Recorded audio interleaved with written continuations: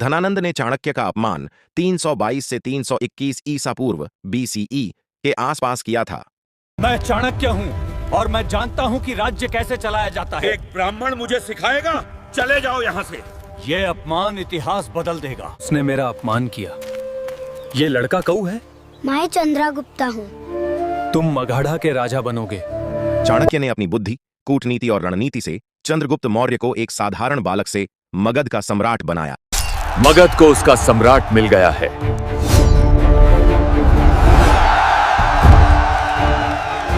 भारत मेरी चौकस निगाहों के नीचे है।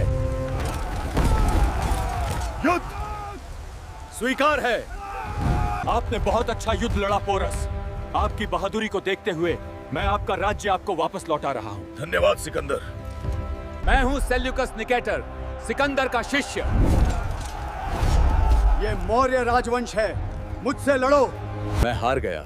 चलो हम अपने रिश्ते को बेहतर बनाते हैं। मैं चंद्रगुप्त मौर्य से विवाह करूंगी। अखंड भारत का निर्माण। चंद्रगुप्त मौर्य हिमालय से लेकर विंध्य पर्वतमाला तक और हिंदू कुश से बंगाल तक एक विशाल साम्राज्य की स्थापना की। मैंने अखंड भारत का निर्माण किया। मैंने हिमालय से विंध्य रेंज तक और हिंदू कुश से बंगाल तक एक विशाल साम्राज्य स्थापित किया। चाणक्य के मार्गदर्शन और कूटनीति का उपयोग करते हुए चंद्रगुप्त मौर्य ने मगध की राजधानी पाटलिपुत्र को एक अत्यंत समृद्ध, विशाल और सुदृढ़ साम्राज्य के केंद्र के रूप में विकसित किया। गुरुवर, आपकी कूटनीति और अर्थशास्त्र के कारण ही हम युद्ध जीत पाए। पाटलिपुत्र की ये समृद्धि आपकी ही देन है। धन्यवाद। चंद्रगुप्त मौर्य ने अपने अंतिम समय में भद्रबाहु से जैन धर्म की दीक्षा लेकर श्रवणबेलगोला, कर्नाटक में सन्यासी जीवन व्यतीत किया। लगभग 298 ईसा पूर्व में उन्होंने सल्लेखन से अपनी देह त्यागी। गुरु भद्रबाहु, मैं जैन धर्म स्वीकार करता हूं। मैं बिंदुसार, चंद्रगुप्त का पुत्र, जिसने 297 से 273 ईसा पूर्व तक भारत पर शासन किया। मैंने शत्रुओं का नाश किया, इसलिए संस्कृत में अमित्राघात और यूनान में अमित्रोकेट्स कहते हैं। मैं दैमखस हूँ, जिसे सीरिया के राजा अंतियोखुस प्रथम ने एक दूत के रूप में भेजा है। मैं अशोक बिंदुसार का बेटा हूं। मैंने 268 ईसा पूर्व से 232 ईसा पूर्व तक राज किया।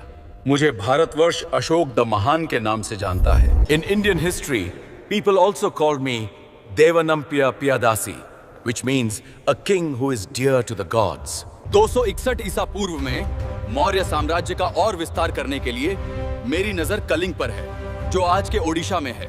कलिंग युद्ध 261 ईसा पूर्व। अशोक और कलिंग के बीच युद्ध। अशोक विजयी हुए और 1 लाख सैनिक मारे गए। मुझे ये युद्ध नहीं चाहिए। आज से मैं धर्म के मार्ग का पालन करूंगा और धम्म की स्थापना करूंगा। आज से मैं बुद्ध के धर्म का पालन करूंगा, धम्म का प्रचार करूंगा। मैंने बौद्ध धर्म के प्रचार के लिए 30 से अधिक शिलालेखों और 84,000 स्तूपों का निर्माण कराया, जिनमें 14 प्रमुख शिलालेख भी शामिल हैं। पुत्र महेंद्र, पुत्री संघमित्रा, आपको लंका जाकर भगवान बुद्ध के धम्म का प्रचार करना है। ये आपका सबसे बड़ा कर्तव्य है। ये मैग्निफिसेंट सांची स्तूप, जिसका निर्माण मैंने 3री शताब्दी में करवाया था, और मुझे गर्व है। लगभग 232 ईसा पूर्व 36 वर्षों के शासनकाल के बाद सम्राट अशोक का निधन हो गया। उनके जाने से एक महान युग का अंत हो गया। My grandfather, Sri Gupta, established the Gupta Empire in 319 BC. Gupta काल स्वर्ण युग है और हम इसकी रक्षा करेंगे। गुप्त साम्राज्य की शान अमर रहेगी। हमारा धर्म है न्याय और समृद्धि स्थापित करना। मुझे इतिहास में महाराजा अधिराज कहा गया। मैं समुद्रगुप्त, उनका पुत्र हूं। मैंने 335 ईस्वी तक शासन किया। मैं चंद्रगुप्त द्वितीय हूं और मुझे सब विक्रमादित्य कहते हैं। मैं हूं चंद्रगुप्ता। मैंने कला, संस्कृति और विज्ञान का बहुत विकास किया है, इसलिए इसे स्वर्ण युग कहा गया। मैं उन 9 रत्नों में से एक आयुर्वेद का ज्ञाता। मैं हूं लेखक मेघ शकुंतलम का। मैं भारत में अध्ययन के लिए आया हूं। महीन कुमार गुप्ता, जिसने 415 से 438 ईस्वी तक शासन किया और नालंदा विश्वविद्यालय की स्थापना करे। शून्य का आविष्कार और पाई का सटीक मान पिवटल है। पृथ्वी अपनी धुरी पर घूमती है, यही सत्य है। गुप्त काल के प्रमुख मंदिर देवगढ़ का दशावतार मंदिर, कानपुर में भीतरगांव का ईंट मंदिर और जबलपुर का तिगवा मंदिर। मैं सम्राट हर्षवर्धन हूँ, पुष्यभूति राजवंश का प्रमुख राजा, जिसकी स्थापना 6ठी शताब्दी में पुष्यभूति ने की थी। मैंने अपनी राजधानी स्थानेश्वर से कन्नौज, उत्तर प्रदेश में स्थानांतरित कर दी है। मैं ह्वेनसांग हूँ, एक चीनी यात्री जो भारत देखने आया है। कन्नौज के लिए 3 शक्तियों 780 ईस्वी से 950 ईस्वी, लगभग 200 साल, पाला, प्रतिहारा और राष्ट्रकूटा के बीच लंबा संघर्ष हुआ। इसी को त्रिपक्षीय युद्ध कहते हैं। हर वंश कन्नौज पर कब्जा चाहता था। हमले बार बार हुए और ये युद्ध लगभग 2 सदी तक चला। किसी को स्थायी विजय नहीं मिली, पर प्रतिहारा कुछ समय तक प्रभावशाली रहे। इस युद्ध ने उत्तर भारत की राजनीति बदल दी। दक्षिण भारत के शक्तिशाली राष्ट्रकूट राजवंश की स्थापना दंतिदुर्ग ने की थी। उनकी राजधानी मान्यखेत थी। चालुक्यों को पराजित कर दिया गया है। दक्कन में हम महान राष्ट्रकूट साम्राज्य की स्थापना करते हैं। मैं कृष्णा, प्रथम राजपूत का मुखिया राजा, जिसने एल्लोरा गुफाओं में कैलाश मंदिर बनवाया। यह मंदिर एक चट्टन को कतकर बेसल्ट से बनाया गया है, जो द्रविड़ शैली से बना भागवान शिव को समर्पित है। आज 850 ईसा पूर्व में मैं विजयालय चोल साम्राज्य की स्थापना करता हूँ। यह साम्राज्य 9वीं से 13वीं शताब्दी तक चला, जिसकी पहली राजधानी तंजावुर थी, जिसके बाद गंगैकोंडाचोलपुरम बनी। यह भव्य द्रविड़ शैली का मंदिर मैंने राजा प्रथम ने तंजावुर में बनवाया।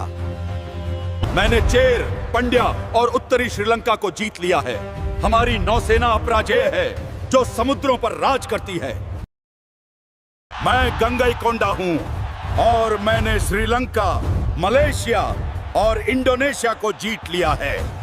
मैं हूँ नागभट्ट प्रथम और मैं हूँ गुर्जर प्रतिहार वंश का संस्थापक, और हमारे समय भारत में कन्नौज एक शक्ति के केंद्र के रूप में विकसित हुआ। मैं महाराजा वत्सराज हूँ। मैंने कन्नौज के अधिकार के लिए त्रिकोणीय संघर्ष शुरू किया और अपने साम्राज्य का विस्तार किया।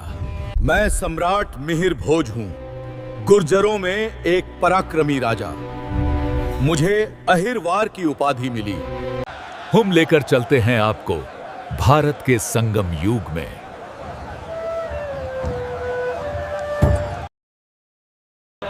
4400 वर्ष पूर्व मदुरई में हुई बैठक, इसके अध्यक्ष अगस्त्य ऋषि थे, जिसमें दूसरा संगम तंतीय 700 वर्ष पूर्व कपातपुरम में हुआ। इसके अध्यक्ष अगस्त्य ऋषि थे। दूसरी संगम बैठक के दौरान टॉकपियर नामक व्याकरण रचनाकार ने टॉक्सपियम नामक तमिल व्याकरण ग्रंथ की रचना की। तीसरी संगम बैठक 1850 वर्ष पूर्व मदुरई में हुई और इसके अध्यक्ष नक्कीरार थे। विंध्याचल पर्वतमाला के बीच कन्नौज के गहड़वाल वंश ने इन दुर्गों का निर्माण कराया, जो उनकी शक्ति और स्थापत्य कला के प्रतीक हैं। गहड़वाल वंश के सबसे प्रतापी राजा गोविंद चंद्र और उनके पुत्र जयचंद्र इस भव्य दरबार की शान थे। मेरा वचन ही साम्राज्य का शासन है। जब तक सूर्य और चंद्र रहेंगे, कन्नौज अमर रहेगा। तुम जयचंद्रा गहदवाला वंश के प्रमुख सम्राट हैं, जिसे इतिहास राजा जयचंद के नाम से जानता है। 1194 में मोहम्मद गोरी ने चंदावर के युद्ध में राजा जयचंद को हरा दिया। जयचंद को एक तीर लगा। देखो, उसने चैनल को लाइक और सब्सक्राइब नहीं किया है और वीडियो देख रहा है। अभी सब्सक्राइब करो, नहीं तो मैं अपनी सेना के साथ तुम्हारे घर आ जाऊंगा। चौहान वंश की स्थापना 7वीं शताब्दी में वासुदेव ने अजमेर के निकट की। मैं अजय राज और विजय राज के पास पृथ्वीराज चौहान, जिसे राय पिथौरा कहा जाता है, वहां राजा बना। मैं पृथ्वीराज से प्यार करती हूँ। आज तुम्हारा स्वयंवर है, उसमें पृथ्वीराज नहीं आएगा। द्वारपाल की जगह पृथ्वीराज की लोहे की मूर्ति लगाओ। मर जाओ बेटी संयोगिता, अपने मनपसंद वर को माला पहनाओ। मुझे लेने मेरा पृथ्वीराज चौहान आएगा। एक मुझसे कर लो विवाह। संयोगिता के पुकारने पर पृथ्वीराज चौहान आए और उसे अपने साथ हमेशा के लिए अजमेर ले गए। इसी तरीके खत्म हुई ये प्रेम गाथा। वीडियो पसंद आए लाइक और सब्सक्राइब करें। 1291 में तराइन के प्रथम युद्ध में जब गौरी ने भटिंडा पर कब्जा किया तो पृथ्वीराज चौहान ने अपनी सेना का नेतृत्व करते हुए उसे करारी शिकस्त दी। गौरी, अपनी सेना के साथ तुरंत भारत छोड़ो। मैं लौटूंगा पृथ्वीराज। द्वितीय तराइन का युद्ध 1192। मैं वापस आ गया हूं।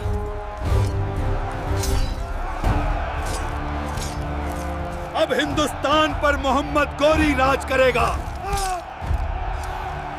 ले आओ गरम सलाखें और दाग दो इसकी आंखों को। मैं आपको अपने पृथ्वीराज रासों से बताता हूं कि इस दिन क्या हुआ था। ले आओ गरम सलाखें और दाग दो इसकी आंखों को।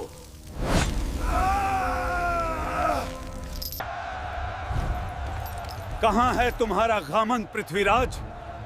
अब तुम हमारे रहम पर हो। अरे अंधे, अबला क्या तीर चलाएगा? महाराज। पृथ्वीराज चौहान सामने लगी प्लेटों पर शब्द बेधी बाण से निशाना लगाकर दिखाओ अपनी प्रतिभा। 4 बांस 24 गज, अंगुल अष्ट प्रमाण, ताऊ पर सुल्तान है, मत चुके चौहान। इस तरह गौरी का अंत हुआ। 563 ईसा पूर्व लुम्बिनी के पवित्र उपवन में रानी माया ने राजकुमार सिद्धार्थ को जन्म दिया। कपिलवस्तु के राजा शुद्धोदन के महलों में सिद्धार्थ बहुत लग्जरी लाइफ जीते थे। सिद्धार्थ यानी भगवान बुद्ध की पत्नी का नाम यशोधरा और पुत्र का नाम राहुल था। राजकुमार सिद्धार्थ ने पहली बार जीवन के 4 सत्य देखे: बुढ़ापा, बीमारी, मृत्यु और संन्यास। सिद्धार्थ ने महल और वैभव छोड़कर सत्य और ज्ञान की खोज शुरू की। बोधि वृक्ष के नीचे सिद्धार्थ को ज्ञान मिला और वे बुद्ध कहलाए। भगवान बुद्ध के बारे में बाकी जानकारी पार्ट 2 में होगी। तब तक के लिए वीडियो को सब्सक्राइब करें। ज्ञान प्राप्त करने के बाद बुद्ध ने सारनाथ में अपना पहला उपदेश दिया। धर्म का पहिया गतिमान हो गया। बुद्धम शरणं गच्छमि, धम्मं शरणं गच्छमि। सही आजीविका, प्रयास, स्मृति और ध्यान से जीवन में शांति मिलती है। सत्य को समझो, शुभ विचार रखो, मीठे वचन बोलो, अच्छे कर्म करो,